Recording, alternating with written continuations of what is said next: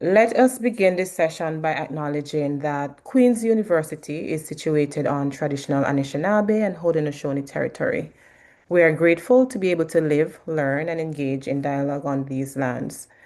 As we explore the intersection of identity and mental health and consider culturally informed strategies for supporting marginalized students, we do so with humility and a commitment to honoring the voices and experiences of Indigenous peoples, whose ways of knowing, healing, and community care continue to inform and enrich understandings of well-being. This acknowledgement serves not only as a recognition of the history of this land, but also as a call to reflect on our personal responsibilities in the ongoing work of reconciliation, equity, and inclusion in academic and mental health spaces. I note a lot of people with their cameras off and maybe having lunch or a snack, but I'm encouraging you to come on camera, in and out of camera, so we can create the space. We have got used to the webinar and the distinct feeling and energy, and not everybody can bring it through properly like that. I do have that gift, but I also understand the value of community and presence. I'm going to ask that as many of us can possibly be on camera, and so we go in and out of the camera. We go in and out. And so you take a minute. I see you, Natalie. I see you, Misty. I see you, Katina. And we go in and out and we create that space for learning. Because when we just listen and we are observers in the space, then the energy is different. And if you're an educator, you understand that there is a difference between all off camera and people on camera. That's just how pedagogy is.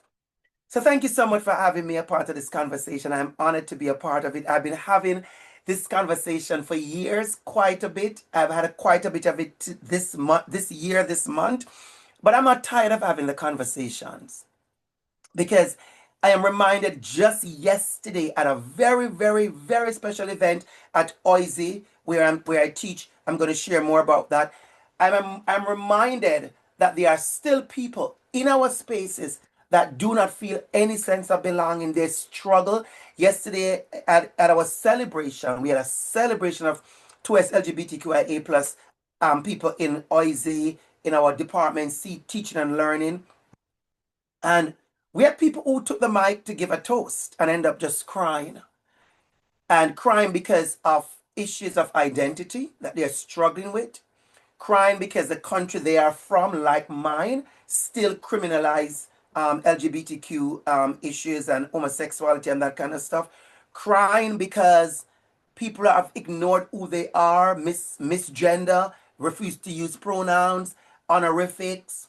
Crying because as an educator, as a teacher person and teacher candidate in many of our institutions, like some of yours, there's a ugly monster coming back where there is a conversation with LGBTQ people and a comparison between that and pedophilia or pedophiles and the attack and hate, and it's spurring up and it's coming up and it's bubbling up. So the conversations are necessary, the conversations are important.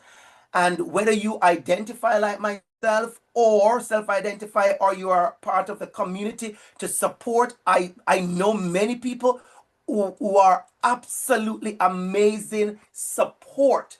This conversation is important because what you do also is get many other ideas of how to support.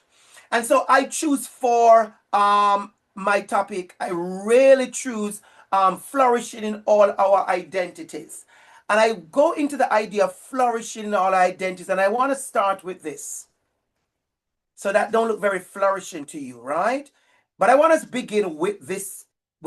I want to begin to remind us. And like I said, yesterday was a beautiful reminder in positive and negative ways.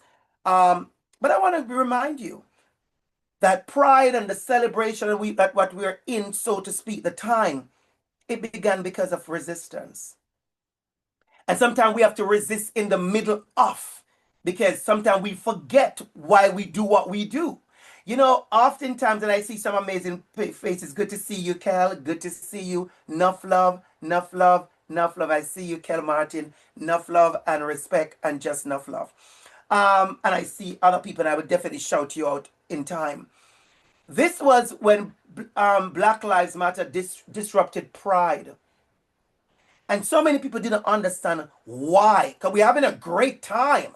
We're living our best LGBTQ life. And here comes a bunch of people, black people, disrupting pride and take away the fun out of pride for who? But who was pride for? And I think I remember the anger and the pushback and the split in the community. And I can tell you, I have been to so many events now, and people remember that. And a lot of people, they have changed 360 their opinion of what that was because they understood why it was necessary to disrupt what we thought was just fun when you realize that a number of persons who do not walk in the same power and privilege were not enjoying what we consider was fun. Pride was very big with police. You could walk anywhere without seeing somebody up. It was ridiculous. Right? And so it happened. And so we have to understand that the pride that many of us enjoy and the freedom that I enjoy, it comes at a cost, or it came at a cost for many people. So for me, I love a power and resistance. Tomorrow is a very busy day for me, but I'm taking a time out tomorrow. I'm going downtown Toronto. The 519 is having a protest for 2S LGBTQIA plus refugees. And I'm going to be there because I want to be there to stand in solidarity. I want to be there with my strong voice to shout. I want to be there with my presence and my power that I walk in. I want to be there with that joy and the comfort that when somebody needs a real good juicy hug tomorrow, I have loads of that ready tomorrow. And so I want us to start this conversation to remember, many of us, we are doing this because it's duty. You know, many of our institutions, we like a pride talk, we like a speaker series, we like a flag, we like a button, you know. It's the season. And symbolism is something we are very big on. Because we have been taught that. Symbolism is so important that sometimes we forget that people are more important than the symbols. So you get a flag, we all get a flag. We all get a button, but after June, we couldn't care less. And so I want us who are intentional today, the ones who gather here, all 30 of us, the only reason why you're here is because you're interested. Nobody has time to just log on for the whole lunchtime to just be. Nobody has time for that. So I see you and I know you're here because it's intentional. So you got my love. I love you. I love you. I see community. I see one of my friend. I have to use the word friend. I see Gillette Allen, who is a friend of mine, who is a ally to the core. I see you, Professor Alana Butler. I feel your love. I don't see your face, Alana. You're going to have to show your face at some point. But I feel your love that you have for me. I feel it. Right now, I feel so strong because I feel the energy of the love. And I mean that when I say that. If you know me, you know when I see Alana Butler. I see you, Nicole Pennell. I see you. We have worked together for years at Queens. Wow. I see you. I see you. And thank you for here. I see you, Gart Yarde. I see you always drawing close to learn and to pour in. And when I said to you, I felt that. I see you, Heidi. I see you, Heidi. I see you. When I say I felt that, I meant it because I'm going to tell you something. What I just felt when I use it, when I call on Gillette and I call on Alana, a lot of people don't feel those things, Misty. Oh no, a lot of people don't feel that. When I tell you I feel my energy shifted so in such a profound way because I see friends and I see love. And so I want you to understand that though I just talked about protests and disruption and all the powerful things in the same breath, in the same measure, I am talking about love, kindness, care. And you're going to see that in my slide later on, how intentional I am about that. So pride is this, disrupting is this, it's all of this. But I also want to make something very clear to all of us. It is not only this. So when we talk about academia, many of us will never live to do this on a university campus. We can't flip the tables in our classroom like Teresa Giudice from Housewives of New Jersey. We can burn down the building like how the plantation caught fire in the US a couple weeks ago, and all of us who are black people, descendants of slaves and descendants of those who were dragged here, our joy was full, unapologetically full. A plantation up in flames. And for those of you who want to be like, well, that's some investment. That's an old building. That's somebody's building. That is a horrible place that they turn into a wedding center and all kind of garbage. So yes, disruption is a part of the work. Another part of the work is the things we do in academia, and I'm going to stop sharing my screen for a minute. The things we do in our classroom to let our students know we see you. Two parts. So here comes the first part. The first part is what you do to your TWIS LGBTQIA plus students. The ways in which you're intentional about your pedagogy. The ways in which your slides are intentional. Just the slide, the pictures you use, the graphics, the ways in which you are intentional about the readings. When I did my PhD at OISE, I cannot remember one journal article I read where the person was somebody I know was black. I've changed that up. You come to OISE in any one of my courses, you best believe more than 60 to 70% of the reading will be by black, indigenous, and racialized voices. You best believe. And that is unapologetic. And when somebody asks me, like, well, Dr. Campbell, I stopped them. I said, you have to remember, I spent 5 years reading nothing but whiteness. So I don't do the, well, what about everyone? I am intentional. So your pedagogy and your classroom practice have to be intentional when you want to include. It's not going to just happen. Nobody's coming to your classroom to sprinkle glitter and sprinkle skittles all over and paint a rainbow. Nobody's going to do that. You have to be intentional about the things that you have chosen to do, the readers you have chosen to use, and all of that, the poets you want to use. You'd be surprised how many black poets I have used in whatever course I teach. Whatever course. So I want you to understand your pedagogy, and I want you to understand your practice. What does that look like every day for TWIS LGBTQIA+? When we talk about safe spaces, what is safe? Who is safe? Jenna, how to become safe? Alex, how did it become safe? Heidi, Juliet, Jenny, Nicole, how does this space become safe? Safe for who? My energy is going somewhere and I have to go. Let me tell you, I'm a storyteller. I tell a lot of stories. Years ago, I came to Canada, 2008 to be exact. And I would never forget the layers of oppression that I walked into Canada with black, immigrant. 2008, we were fighting for ourselves as skilled laborers. There were no jobs. Gay, I was gay and coming from Jamaica. I was scared of my own shadow. Some of you see me sometimes, you would not believe it. I look back the other day at I'm going to post it. I soon post it. Don't worry. I'm planning to do it. I look back at what I wore. Oh, I felt that just now again. Ancestors, thank you. I look back what I wore to the first Pride in 2008. I looked like I was coming from church. Nicole, that's all I knew. That's all I knew, Jenna. I looked at the picture of myself Pride 2008. I look good, but I look like I was coming from church. I was covered. I don't say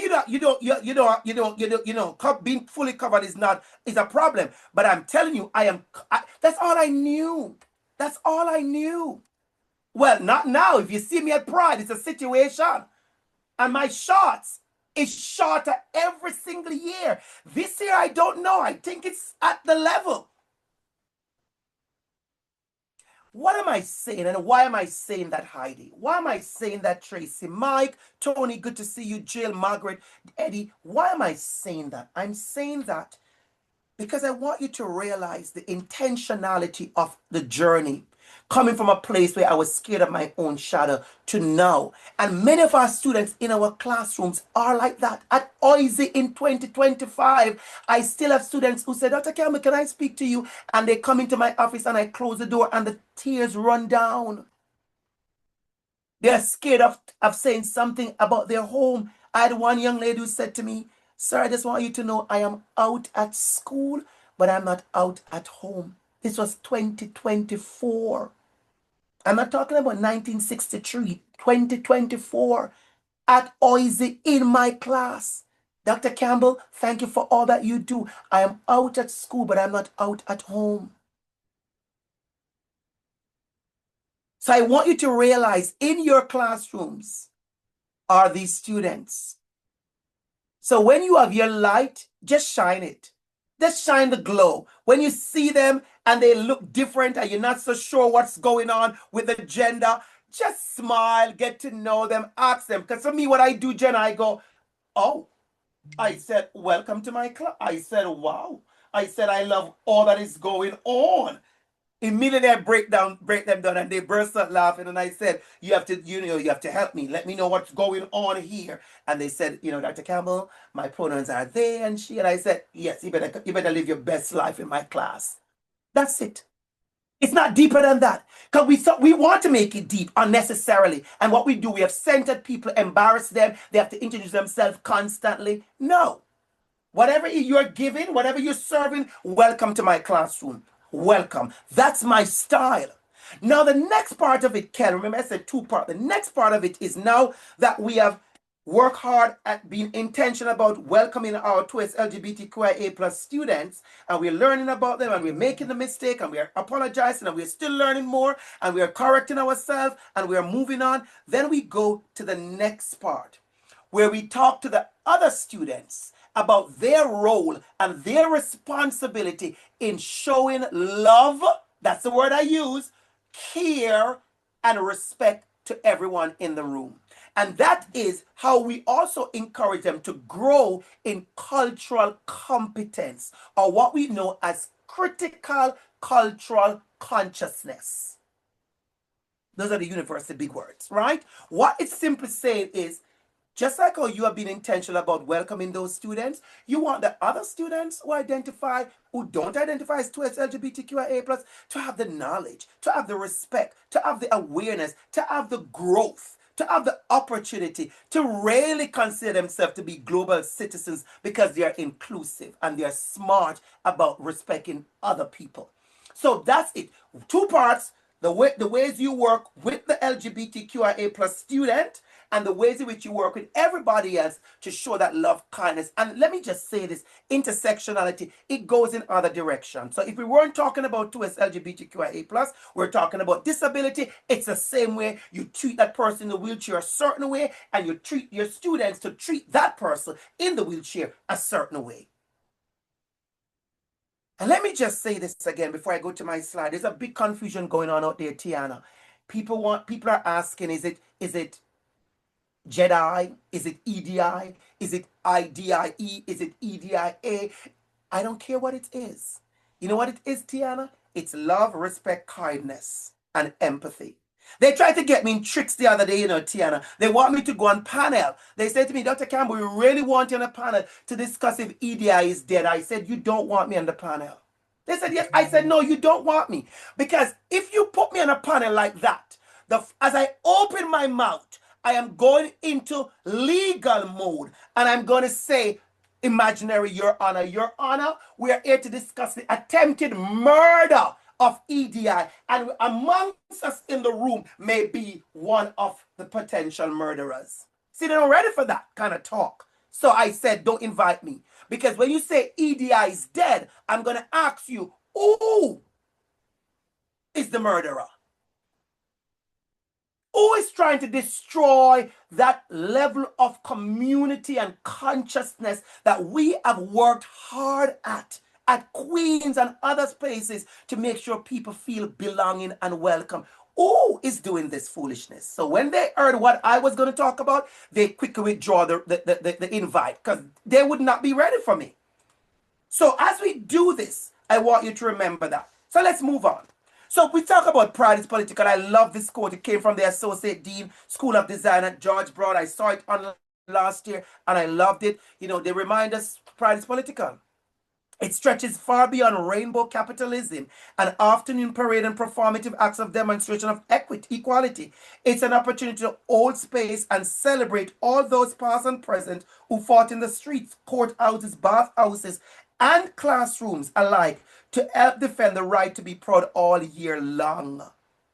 As we continue to see human rights challenged and interrogated, especially for trans individuals, it is critical to remember that there is power in movement, in allies, and in queer advocacy. So when we talk about flourishing, and remember, please use the chat box anytime, ask a question, make a comment, jump right into it. I live for you, and I want you to be a part of this conversation. I want to put that there for a reason. And I want you to take your screenshot of that. If you're going to post something in social media later, you could talk about that a little bit in your own way. I want us to understand that we have celebrated this a lot. Natalie, we have celebrated this a lot. Not just LGBTQ and Black folks, but many of you. Folks who are dealing with neurodivergent, disabilities, different form of, single parent homes, gender violence, you name it. People who are living their best life today. A lot of us, Natalie, I'm sure you have your own story. We all have our stories of how we have been resilient, how we have come through in spite of, despite of. And I'm going to be very honest. I always say a lot of who I am today, a lot of what I am today, is also because of my resilience. I have learned how to come through all that crap. I have learned how to bloom through all of this bitterness and hate. I have learned how to bloom being bullied at school, in a school with 2,500 boys, scared of going to the bus stop. I didn't realize, Natalie, that I went to school late many days, not because I wanted to be late. It just occurred to me in my age that almost 30 years ago, the reason why I was late was because I was waiting for the boys who I was scared of to kind of leave the bus stop so I could take the next bus. And of course, the next bus, when everybody's gone, is going to be the late bus.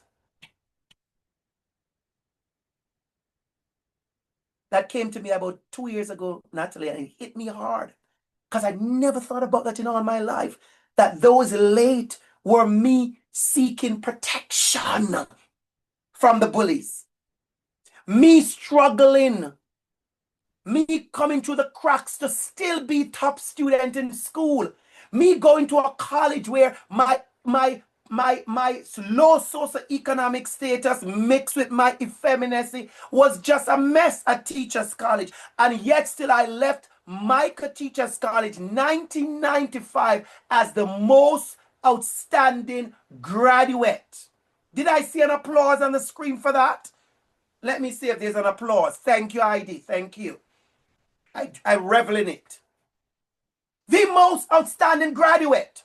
But I'm going to tell you this. I'm going to tell you this, Heidi, because you and I are having this good conversation, Heidi. It shouldn't have to be like this. And our students, Katrina and Heidi and Tracia, they are still going through this. Doing well in spite of, thriving in spite of, succeeding in spite of, getting their PhD and their masters and their bachelors in spite of. What if school instead was more like this? What if people were given the measure of water and sunlight and soil and manure and fertilizer and pruning? Oh, God, ancestors, I felt that. And pruning and insecticides to protect them, and the right amount of shade when the sun was too much. What if, knowing some plants are fragile and they may need to be an indoor plant, because not everybody got cactus energy. I hope you realize I'm giving it, because I'm here. I wasn't going to come here on my lunchtime and not serve it what I need to serve, because I could be watching TV. I am about 3 episodes behind in my series. So when you say I come here to speak the truth, the whole truth, and nothing but the truth. What if our students were given that kind of attention? That's why we said flourish. Now you understand why Dr. ABC called the title today Flourish. Flourish because it's intentional, Tracy Ann. Flourish because Nicole and Kel, it doesn't just happen. Flourish because somebody has to put in the work that I know some of you, the work that you put in to make sure your spaces, people can flourish. Yesterday at Oisey, we celebrate our second Schools Out Day, a play on out. It was a lot of people. It's our department, curriculum, teaching and learning. Our new chair last year, Jen Gilbert, she started it. It's just a fabulous afternoon with good food and communities invited. Nobody's turned away. Once you register, you get to come. The food is good. The gayness is fabulous. The rainbows are bright. The laughs are loud. The hugs are genuine. And yesterday they asked me to give a toast. And you know what I said in my toast, Margaret? I said, first of all, I said, it's so emotional for me to like literally show up in Oisey as my whole self. Because Margaret, for years I couldn't do that. I work in Jamaica in teaching people's children. Being accused of being gay is a serious thing in some of these schools. I work at private religious schools in the Bahamas. Catholic board, Anglican board, Baptist board. That's where I'm coming from, Margaret. When you go to school, you have to police yourself and hide portions of yourself. And let me go back to this again. And one of the reasons why I'm such an amazing teacher as well is because I have been teacher of the year more than once, I think 3 times. But I can't be the lazy teacher. You can't be gay and lazy. You can't be suspected of being gay and not the best teacher. So we overcompensate, Jenna. We overcompensate because parents are funny. They look at you and they go, well, sure about Mr. Campbell. And then somebody says he's the best teacher in the school. And all of a sudden, they're not thinking about your gay anymore because you're the best teacher in the school. And that for me has been a part of my protection, my excellence. So whenever they have me to talk about Black excellence, I go deep into it. Because Black excellence is more than an award. It's more than a sticker and a star. It's more than an applause and an adulation. It's deeper than what we have become to be labeled and titled and privileged and deserving of the word excellence. And so, our students are surviving in our schools. A lot of survival happening. I have been a part of the survival time. I can literally say I have been in my survival era, as the children would say today. Know what it is to navigate school, navigate college, navigate university, navigate job interviews right here in Toronto. I go to interviews and I make sure that what they see is the PhD, the master's, and the intelligence. I want them to see all the degrees. So when I open my mouth, I don't want nothing gay to come out. Let me go there. Nothing even too Black to come out either. Oops, Tiana, I see you got that one. Oops. Because what? Institution like a certain kind of showing up. So you want to show up for the institution so you can belong and be accepted. And I was so glad years now, not just yesterday, years now, I have learned how to own all of me. So whenever you see me on the train, you see me downtown, you see me at Queens, you see me on the beach, you see me anywhere, I guarantee you are going to get 100% Dr. ABC. I guarantee you're going to get 100% me. I guarantee you, because I have learned how to show up as my whole self. Many of our students are still struggling. Yesterday, I was reminded of that. So how do we move from surviving to thriving? What does thriving look like? What does thriving look like? I talked about the event at OISE yesterday. I want you to realize I used the word intentionality more than once. I want you to realize I named it, that our new chair brought this. It never just happened, Natalie. The new chair of the department says last year, we are going to have a schools out day for all our twist LGBTQIA plus students, professors, alumni, and anybody in the building, staff, janitor, everybody. Somebody has to do it, Jenny. Somebody has to do it. A lot of times we struggle in institutions because we have great ideas, but nobody's executing the idea. So thriving looks like action, Jenny. Thriving looks like intentionality. Thriving looks like allyship and co-conspirator. Thriving looks like disrupting the status quo. Thriving looks like doing it in spite of, saying it regardless of. Thriving looks like moral courage to me. Thriving looks like joy. Thriving looks like kindness. Thriving looks like belonging and safety. Thriving looks like respect and inclusion.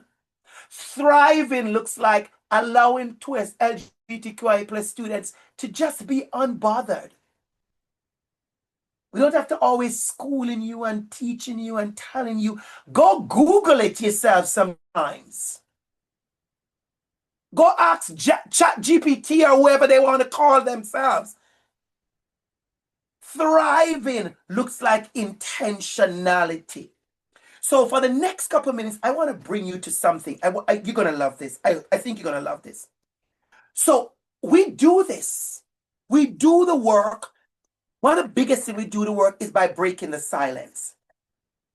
So this, Tracy-Ann, is the theme for IDAHOT, International Day Against Homophobia, Transphobia, and Biphobia, IDAHOT 2020. Yes, I have the 2021, I have the 2022, I have the 2023, I have the 2024, I have the 2025. But this is the 2020 version.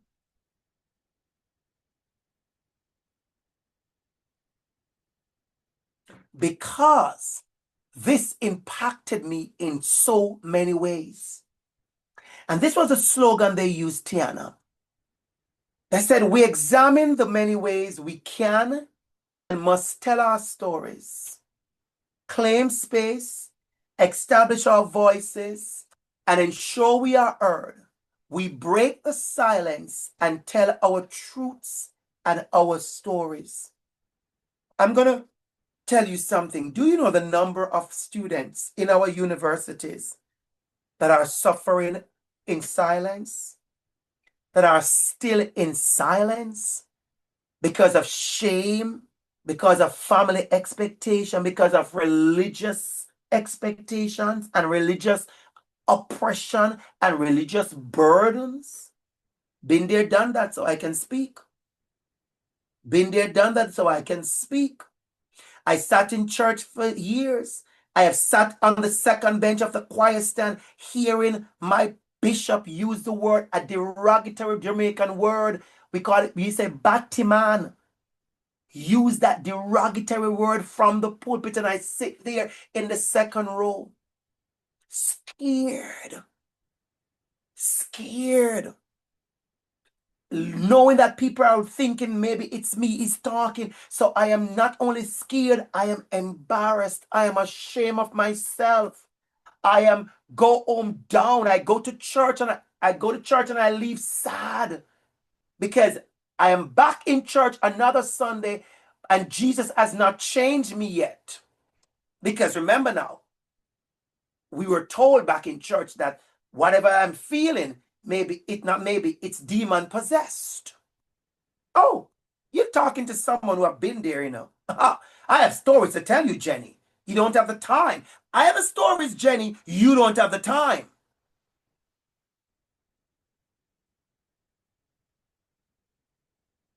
So here is a power I want to leave with all us in the space who are 2S LGBTQIA+, and all us who are allies. Let's go into it. We have to learn how to tell our stories. And some of you who are not 2S LGBTQIA+, you have to assist us in how to tell our stories. You have to lend us your voice. Teach us your pedagogy. Give us invite us into your research powerful circles and energies. And so people can tell their stories through your work. I wish I could tell you more about that because I'm doing that as we speak. Bringing LGBTQ voices in my work, not just my story, but I have other LGBTQ people. I said, come write this book chapter with me. Come write this article with me. That's how you empower allies so they can tell their stories. You all know these two individuals. Some of you know them, the winners of Canada's Amazing Race. They identify as LGBTQ are two-spirited. One is PhD, one is a medical doctor. I was able to listen to the medical doctor at an event, and they shared so much about the derogatory words and terminologies used when they not only realize that this person is indigenous, but also 2S LGBTQIA+. Asking for a better doctor, asking for a real doctor. Some of us in this place we call it Canada. I'm going to use the old grandmother word. Some of us are out of order. We are mean. We are rude. We are out of order. We are hateful. And when you say that, people get feeling funny. And then I look around and I say, you don't need to be funny with me, because if some people are experiencing homophobia, they're not experiencing it because of the weather. It's because of people like individuals. So we have to call a spade a spade. We have to call it out. I know a lot of your equity stance is like, no, we don't call it out, we call it in. But I'm going to tell you this. I, Andrew Campbell, aka Dr. ABC, I call it out, then I call it in. And I know some of you don't do that. That is your business. For me, I call it out, then I call it in. Because some of you call in things that you don't even know what you're calling in because you refuse to call it out. When I see people doing wicked things and hurtful things and shameful things, I am here to call it out first. We have to tell our stories. All our stories. All our stories. And I did something on purpose.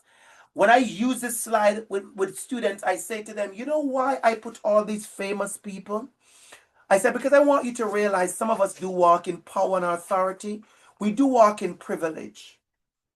And even the LGBTQ community, it is not equitable for everybody.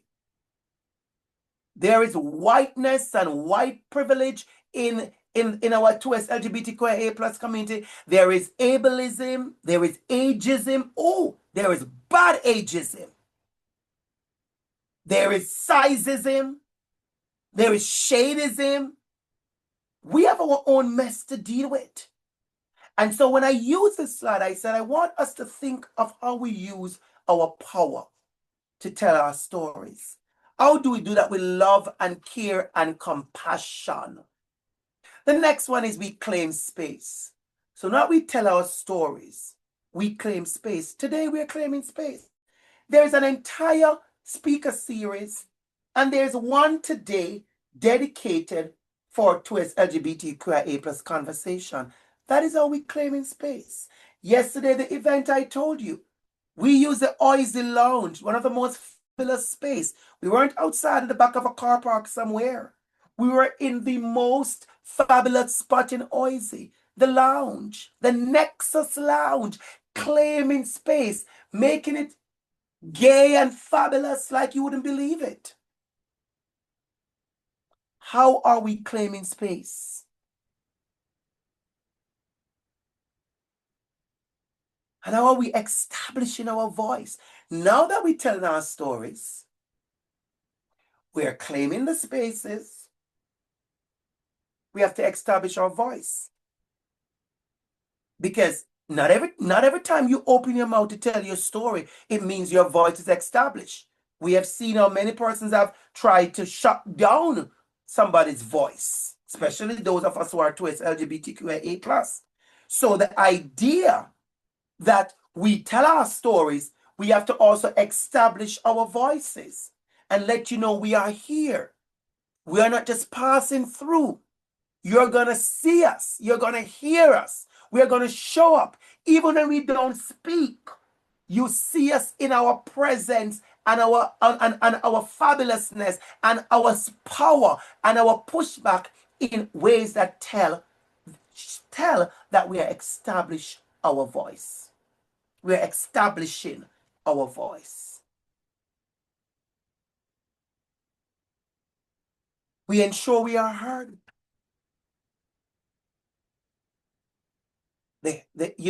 Sometimes people feel like if I say it one time, then everybody should understand. And if you know the world, you understand, it doesn't work like that. And that is why we have to do the protests. That is why we have to break things down. That is why we have to block the parade. That is why we have to lie down in the middle of the street like I did a couple of years ago at Young and Dundas. That's the why we have to show up like I'm going to show up tomorrow to protest. That's the way we have to say the things, because we have to ensure we are heard. I'm going to tell you why. I want you to get this one quickly. There's a lot of performance and nod and smile attitude when it comes to equity. A lot of people, they show up and they listen to you. Tiana, you're talking as a Black woman, and they nod and smile. They're trained how to nod and smile. Ha! They are trained how to nod and smile. Performing of equity is something that we are good at the university level. We are smart enough to do it. We know how to lean our heads to the left when a point is important. We have learned how to lean our heads to the right when something is kind of deep with theorizing. We have learned how to kind of squint our eyes a little bit when we want to get into the framework of it all. We are learning how to perform. And if you and I, Kel, don't hold ourselves accountable, we get caught up in the performance. Oh, Dr. Campbell, you really went there? Oh, yes, I did, Cal. Oh, yes, I did. If you and I are not conscious and intentional, and we don't allow our hearts to lead us, we ourselves, because we're in these institutions and they pay our salary, we forget who we are, and we ourselves become performative. Do you know how many times I've been into a fancy meeting and something says, Andrew, don't say that. And exactly what I hear something said, don't say, is the exact thing I say.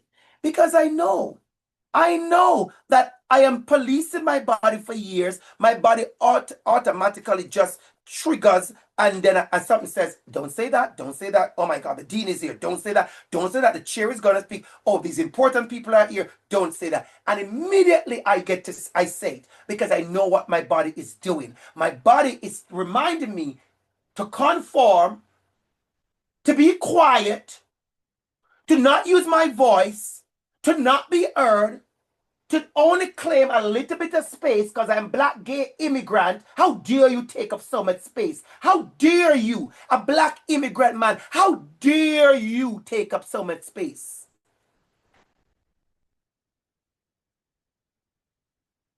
And nobody cares to hear your story. But yet still I grew up Cal and I know every single fairy tale. I have read Cinderella in many versions. I have read versions of Cinderella's that some people don't know exist. I like the version where the rats made the dress for her, not the fairy godmother. There's a beautiful version. People don't know that. I know Thumbelina.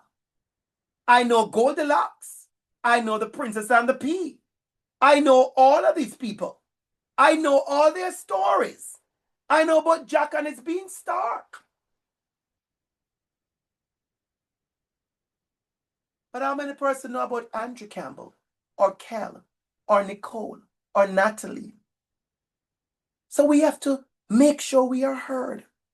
And so in doing so, we tell our truths. We tell our truths. I was on an interview the other day, a couple years ago, Cal, and they asked it a fancy interview question. I know what they wanted me to answer, which is fine. They'd be like, hey, Dr. ABC, final question as we go. What are you reading? And as a professor, they want me to kind of say, which book I'm reading by Bell Hooks or by Bettina Love or, Yolanda Seeley Ruiz, which book I'm reading. And I said, I'm reading everything black. Black cookbook, black sex, black love, black science article, black comic, black magazine, newspaper, black, anything black. And they looked at me and wondered why. I said, because I am a million stories behind when it comes to learning about blackness. Because I grew up in Jamaica as a little black boy, and my stories were really white. Nancy Drew still is one of my favorite series. At one point, I think I knew George, Beth, and Nancy personally. At one point, I think I saw them in real life because I just love the story so much. I would just imagine them. I think I just imagine what they look like. Then when I was finished with Nancy Drew, I went to All the Boys. Those are my friends. And when I was finished with all the Boys, 54 in the volume, I went to the Bobbsey Twins. And when I was finished with the Bobbsey Twins, I went to Amelia Jane, Enid Blyton, Naughty Amelia Jane, Amelia Jane Medals, Mr. Medal Model. I went to all the Disney. Every single thing that is beautiful because these were the books we were given. I want you to understand when a little black boy and a little black girl see every single person in a book that is pretty and they don't look like how they look, it's a lot of problem. So when we have books in schools and nobody twists LGBTQIA plus is in the books, it's a problem. It is a problem. Somebody has to write a book, a storybook with someone in it that is non-binary and write a book with somebody in it who's in drag or who is as a pronoun they or them. We have to write those books. You have to write the books. You have to write the books. You have to write the books. They're not going to write themselves, Amy. That's how we tell our truths and how we tell our stories. And so we talk about allyship already. I'm not going to go there. We talk about actions already. I'm not going to go there, but I want to go to the final one, affirmation. I want to leave you with something. Say I put my papers together, I'm done. I want to leave you with something. As powerful, I want to go there. Let me go there. As powerful as this image is, I want you to really, really, really get this. As powerful as this image is, This one is just as powerful. I want to go back. As powerful as you feel for this image of pushing back, shouting, and disrupting, I want you to realize the same kind of power is in this one. Affirmation. So do not ever say that Dr. Campbell says you need to go outside and march. If you never march, I really don't care. Do not ever say I say you need to set the place ablaze, because that's arson and you may go to jail. So I didn't tell you that. Don't say I say you need to go into the room and slam your hand on the table and disrupt the table, because I don't think I want you to do that, because they may never invite you back to the table. Now you don't get to speak. But here is what I'm going to tell you that you must do. You must work and invest in affirmation. Show the love and the kindness that we all so desperately need. Be that friend. Be that ally. You don't need to do nothing. I'm telling you this. Don't let anybody force you to go march when you know you can't even walk too far. But what you need to do is show up with your words of affirmation and kindness. Let our students know you see them. Let our LGBTQ staff in the building know you see them. Let our LGBTQIA plus professors know you see them. Let them know you admire their work and you admire what they do. Let them know you love their new vests and their new boots. I'm telling you, affirmation. Let people know you love the glow they come in the building with. When they are sick and they're away for 4 days and you see them again, let them know you miss them. You didn't get to see them for 4 days. The place was not the same, because my voice is so beautiful and loud and strong. When I'm not in the building, you know. Well, tell me you miss me. You know what I'm saying? Natalie, you get it. And so I say to all of us, find yourself, find your resilience, find your resistance, find your hope, find your strength, find your people. Find your voice, find your joy, find your happiness, and find your power. In doing so, we continue to flourish. Thank you so much for listening. Thank you so much for allowing me to share. Oh, I felt good. I felt in my space because of the love that I felt in the space from our moderator, from our organizer. Thank you, Jenny. You welcome me when you click online. You were the first person to be online, and you're just well. I see you, Lindsay. Is that Lindsay? I see you, Lindsay. Lindsay, I see you. That butterfly picture, I see you. The love that you pour whenever you see me, I receive it, Lindsay. And I love you back. I love you back so much. Thank you. I think we have time for a little bit of Q&A. Yes. So let's jump Um, into it. yes, Dr. Campbell, thank you very much for that was a very powerful, and I'll use that word, powerful presentation. Also very thought-provoking. And I think it comes at a time when we need it the most, not just during Pride Month, but I think it's a topic that we all need to engage with year long. And so you've given us so much to reflect on, both as educators and as members of the a broader community committed to equity and inclusion. So I'm not going to go into my questions just yet. So let's see if we have any questions from the audience, and we'll take those. So, Questions or comments, or comments, please, questions and or comments. comments. Remember, I am not the only person in the room with information. So if something I said, somebody want to underline it, you want to back it up, you want to add something to it, please, please, please do. So questions and comments. Okay, go ahead. Dr. Campbell, while we wait for those questions and comments to come in, I have a question to ask, and it's around institutions playing their parts. So I know Mm-hmm. you mentioned good practices, good classroom practices, and promoting allyship and affirmation. But can good classroom practices succeed without institutional policies and programs in place to affirm towards LGBTQIA plus identities and foster genuine allyship among students and faculty? No, I know it's the it answer is need. obvious, but I would Yeah, like to no, hear. no, no, no, I know. It needs not just the policies, listen to me carefully, not just the policies and the processes, it needs leadership. Policies don't do, policies don't, listen, policy is something they write on paper, and some people hide the policy document. Have you ever been on a board and you find what they call it, the bylaws, Margaret, and you read the bylaws and you think, who the hell wrote this? It was a person. I have seen those and you'd be like, who thought of this foolishness? So the policies are there, the processes are there, but we need leadership to do the right thing. Anybody notice I said our new chair? Anybody notice what I said? Our new chair, Jen Gilbert, and I named her, who came and said, let's do this.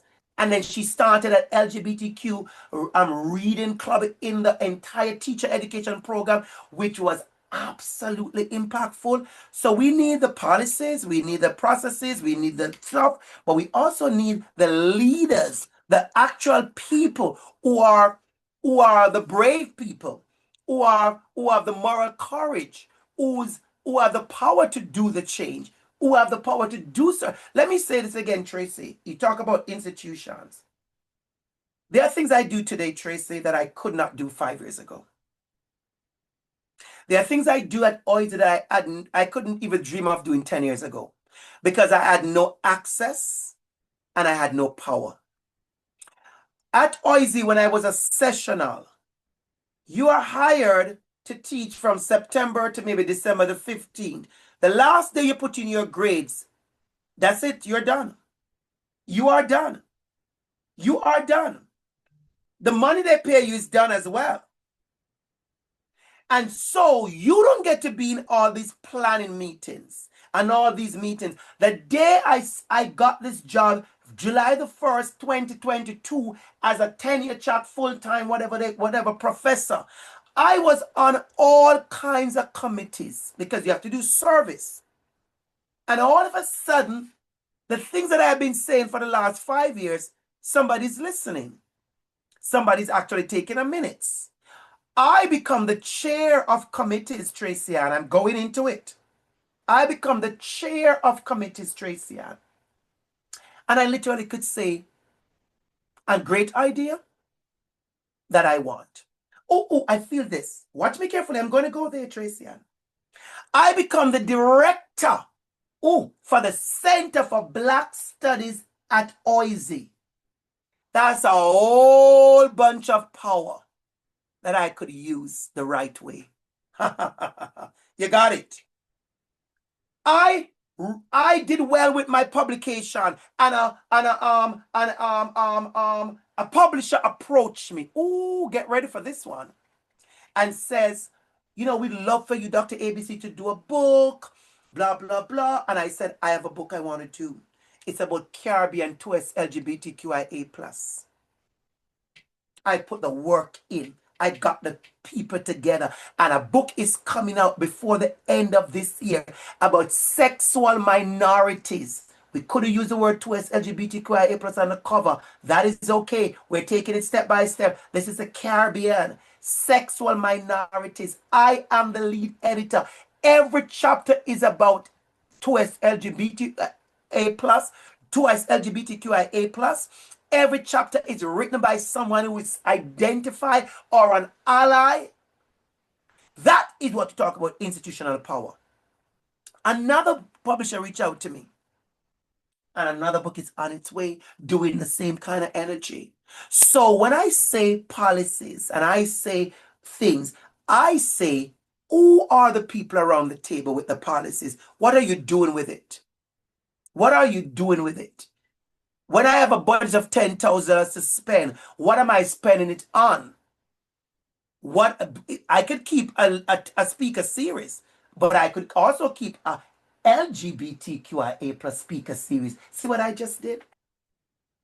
And use my $10,000 to do what I want to do with it, because I carry that kind of power at the University of Toronto now. So I want you to think about, what power do you have in whatever space you are at, and what you use that to do when it comes to policies and pedagogy and research and all of that. The ease of your comment, I'm going to answer Heidi's question, which is, I hope everybody sees it in the box. That's some real good question. Ha! Heidi, that's some, when I tell you that's a question that is powerful, yeah, you write it, so I'm sure you know. How do you fill your cup? So I'm going to share something with you, Heidi. I use the word pour a lot. I notice a lot of people using it now. You know, I have to write something quick. You know, capitalism said to you, write it down quick. Okay? So I talk a lot about pouring into others. But I also know there's no way I can pour into others without pouring into myself. I have seen people who do the work and they are tired. Andrew Campbell, I've pulled people aside and I say to them, you need to rest. Because all of a sudden, Tiana, they start to look like the work they do. Oh, they start to look like the work they do. Because capitalism wants us to always look busy. We must look busy. The only way you get respect, you are busy. I see you. You are always doing, and especially as racialized folks, especially as indigenous folks, especially as 2S LGBTQI+, you must be doing something so we can put some form of value to you. And I've been there. Oh, I've been there. I've been there. Oh, I've been there. Let me tell you a story that's going to help you, Heidi, and help all of us. Oh, I felt that. In 2020, in middle of George Floyd, I have been doing workshop for years from the Bahamas from 1995. I'm actually writing that in my old pre-tenure, something about how long I've been doing workshops. But in 2020, a lot of people wanted to learn about anti-Black racism. And apparently, well, not apparently, of course, I was doing a great job. So I got a lot of people asking me to speak. And I was doing a lot of workshops and speaking and keynotes. And I'm blessed. And I received the blessings because I deserve it. And then my mom was diagnosed with cancer. Don't worry about the recording. This is good for the recording. Don't you worry about that, Tracy. I got you. I got it. I know what I can share. And so in the middle of pandemic, I take all the injection, put all the mask on and everything a million times because I had to go to Jamaica to check on my mom because she with cancer. And on one of the trips in Jamaica, I was tired doing all of this work online, teaching, doing this, doing that, making myself available to my mom, doing the most, being the son I know I am. And one day I said, I need to just catch my breath. And so I went to the river. I love water. And I love fresh water even more. And I went to the river. And you know me, I'm a social media person. I'm taking my pictures. All the time I take pictures. But this particular day now, I am in Jamaica, in the river, trying to catch my breath. And I took a picture of myself. And I was going to post it. And immediately something says, no. You can't post that picture. No, listen to me carefully. Nobody wants to see you at rest. Amy, you got it. Amy Fisher, I could see when you got it. You got it so quick. Nobody want to see you at rest. You are doing equity work. You want to sell yourself as this Dr. ABC equity person. Nobody want to see you at rest. You need to be shouting online. You need to be saying Black Lives Matter everywhere they see you. Equity, disrupt, burn it down. That's what they need. That's your brand. I said, what? And then I post that picture. If I tell you the kind of conversation I had afterwards, people coming to me said, thank you, Dr. Campbell. And I actually made a post about it. I wrote an entire thing about it. And people called me crying. Said, thank you, because I was going through the same thing. And I want to do well. I want to do this work. I want to get speaking opportunity. But I also want to make sure people see me a certain way. And I said, what is a certain way? Overworked, broken down, hurting? Not me. And if you know me, when you see me in the streets, I am always dressed up. I am always ready for a glass of something cute. And I am always ready for a brunch invite, especially when I'm not paying for the brunch. I am always ready for a vacation. And I always welcome a business class and a first class ticket because we deserve it. So I want you to understand how powerful your thing is, Heidi. Your question is, Heidi. So how do I fill up my cup? I fill up my cup, Heidi, by taking care of myself. I try my best to take a good walk. I eat right. I choose myself over things. I choose myself. I take my vacation. I write a letter to the department. I said, I will not be here from July the 4th to the 13th. I'm going to Colombia. And I'm not going to be here in August because I'm going to Ghana. And they know. Don't send me any emails. Because I am going to refill. Because I know how much I pour into each other and into community. So this is major. When you do this work, you have to take care of yourself because they call upon you all the time.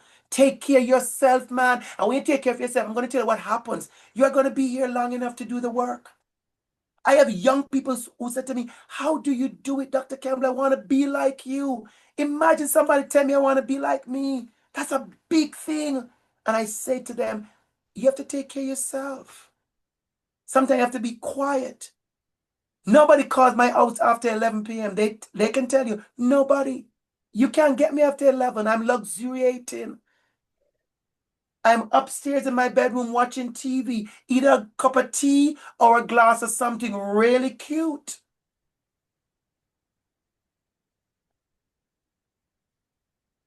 So how are you filling up? And I also spend time, Heidi, to be filled up by the people around me that speak into me. And my real allies and friends, they fill me up as well. So you have to go to that space, Heidi. Thank you for bringing that up. And thank you again, Tony, for mentioning that. So yeah, that's it. Institution power, authority, use it, whatever power you have at whatever level. And we have power at every level. We do. We do. We do. We do. I think we have time for maybe one or two more questions and then let you all go finish your lunch. It gets a little bit tricky. The speaking for and speaking over. Right?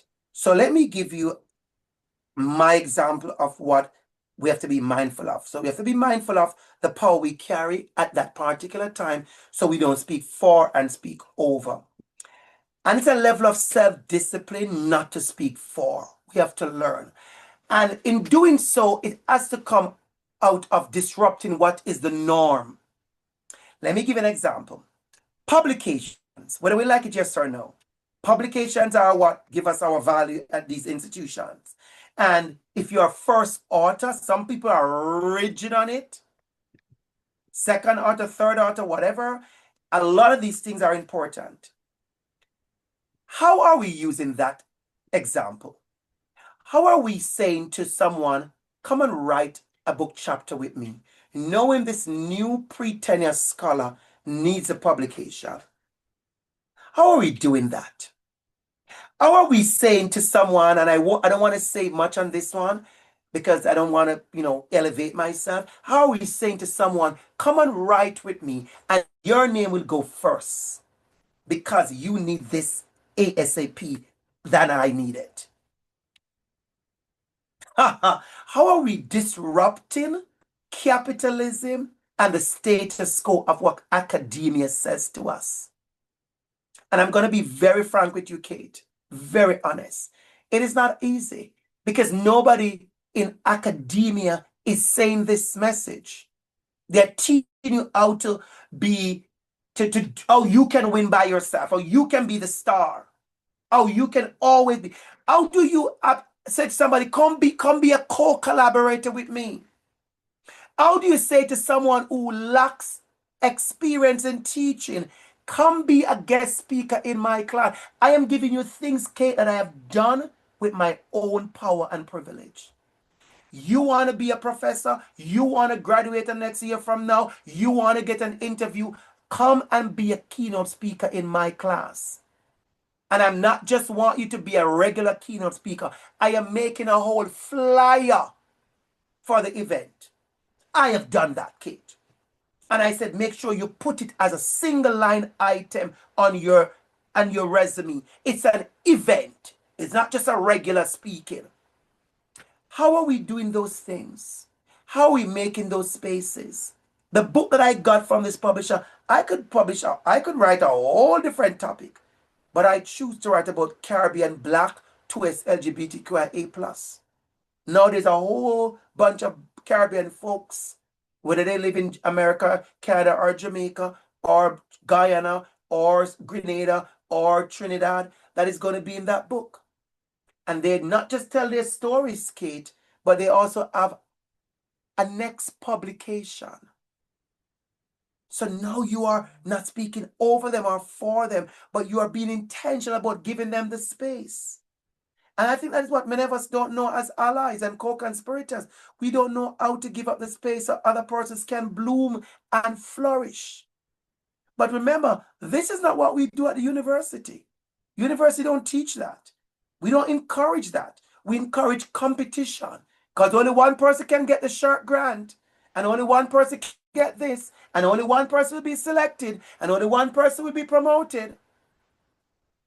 So, the moral courage to disrupt those things is very personal. And I'm going to share something with you. I went to Ghana. I've been to Ghana a couple of times. I like going back. I'm doing our own work, Kate, on myself. I'm doing an autoethnography work on self-decolonization. Me working on me to decolonize myself. And of course, I'm learning from people. And I was in Ghana last year. I went to the amazing Ninchinchinyan Museum. That's where you see that picture all over where the ancestors' eggs are in like the water, the sand, and the ground. I was there. I went there. And when they took us through the tour and talk, there's something that one of the tour guides said that I just smiled. He said, we have to think what kind of ancestors we want to be. He said, we have to think what kind of ancestors we want to become. I think a lot of us as Indigenous and Black folks, we just think once we hear the word ancestor or elder, we just think everybody is supercalifragilisticexpialidocious. That's not true. So we have to really think what kind of elder we want to be and what kind of ancestors we want to be. And we have to be intentional about those kind of choices. And some of them will not be the popular choice that makes you popular and famous in some of these universities. And I have made that personal choice about certain things that I'm not interested in to do, to become whatever. And I will be, and I'm continuously be successful through the path that I take. So you are absolutely right. And thank you for that, Kate. It's about how we're using our power and our privilege, but it's something that you can't put in a document. You can't force people out to be allies. You can't force people out to be true advocates. It's a very personal thing.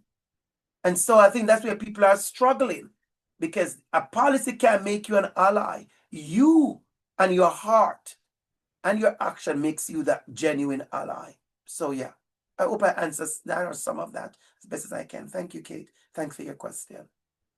Yeah. One more to go, Tracy, and I think we wrap up. One more.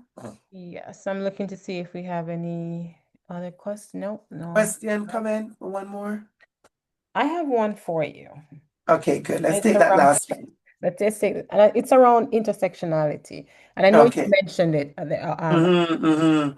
but do you think we're doing enough to recognize and to respond to the layered experiences and identities of LGBTQ plus students who are that intersection, different Nope. identities, multiple identities? Nope. You think what needs to be done? What can be? Big no. Big no. Every time I've been to Pride, let me give you an example, downtown Toronto, the same complaint has happened, and it's about disability. And I'm thinking, are these people not listening? I mean this, every year there's a disability conversation at Pride. There is a stage that somebody in a wheelchair cannot access. There is a whole part of a party downtown Church Street that somebody cannot go because of disability. There is a whole, it's constantly, constant every year. And I think they have done some improvement, but they are nowhere there yet. So the intersection of disability and towards LGBTQ is important. We're also having issues with age. I think we are very into this physicality and looks thing in our community, and we have pushed aside people where they're aging. So right now, I am always excited when I go to an event like I went to Enchante, one of the biggest LGBTQIA plus advocacy group in Canada, the Enchante Network in Ottawa last year. And one of the big panel they had was about aging and towards LGBTQIA plus. I love that panel so much because I have said this many times. I said to many people, we are now going our 40s and 50s. We have to start talking about what that looks like because we are discarding all the LGBTQIA plus folks. I see it happening. So the intersectionality of that, the intersectionality of intersections of religion, we are still hiding from it. Like I've been to places and people said, oh, you must say anything about Muslim people and gay. There are gay Muslim people all over, like oh, they are gay Christian, there are gay people all over. And I say it all the time, and I'm not going to stop saying it. Not because your God or your religion says you mustn't say it. I'm not going to allow you and your God to erase people's identity. I don't care. So we are not doing as a job as we should. So what we have to do, Tracy, to wrap up your question quickly, is we have to be intentional.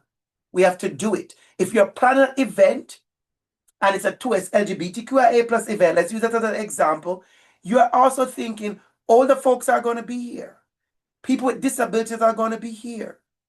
People who needs interpretation are going to be here. I just had to cancel, not I, but I had a very big event coming up this week, and they had to push it back to next week because there are people from all over the world that they want to be a part of it. And they said, Dr. Campbell, we didn't get all the translators we need.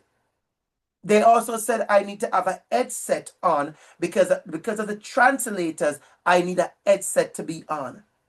They also said, Dr. Campbell, because of the translators, we need a copy of your talk 3 or 4 days in advance. All of these things have to do with access.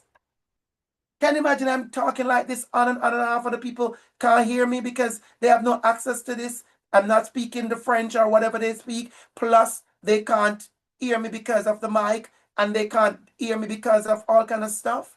So these are the considerations we have to put into place, Tracy, and we have to be intentional about the inclusion. We have to be intentional about what we are doing at those intersections to ensure that intersectionality gets to do what it needs to do. Jump in there quickly. I promise we won't go down the rabbit hole because we don't have the time. But I think what they want us to be mindful of, or you and everybody, including myself, of course, have to be mindful of, is intersectionality didn't come out of the idea of just at the intersections. So I think a lot of people have mixed up intersectionality with intersections. Like, I am gay, but I'm Christian. I'm gay, I'm Muslim. I'm gay, I'm black. I'm gay, I'm this. I'm gay, I'm immigrant. Those are intersections. Intersectionality came out of that whole idea of oppression and blackness and the layers and the layers and the layers of being black and poor and unemployable and disadvantaged with a disability and put in a certain physical geographical location where you're never going to prosper. So that's why the idea of the oppression framework comes up. It's about the layers of oppression. So intersectionality is not about, well, I'm a woman, but I'm also a wife, and I'm also a woman who's a wife and a Christian, and I'm a woman who's a wife and a Christian, but I have a disability. Those are the intersections of which your identity shows up. Intersectionality did come from Kimberly Crenshaw, if you read it, about the layers of oppression. So now you're a woman, but so you're hitting the ceiling. They're expecting you not to be on the committee because they think you need to be home as a mother. Then you're not just a woman hitting the ceiling and a mother, but you're a black woman. That's a different layer than a white woman. And you're a black woman with a disability. That's a whole different layers again. So that's where that conversation came from. And there are certain populations that have those intersectionality, and they are very common for racialized folks, indigenous folks especially. And then we layer that on with certain things that are societal, that institutional, have created those kind of oppression. So yes, you are right, ID, and it's something to think about, to read about some more. And I think other people have written on that, so you will find good articles about that whole about the whole conversation there. So yeah, good, very good question, Heidi. Thank you for that.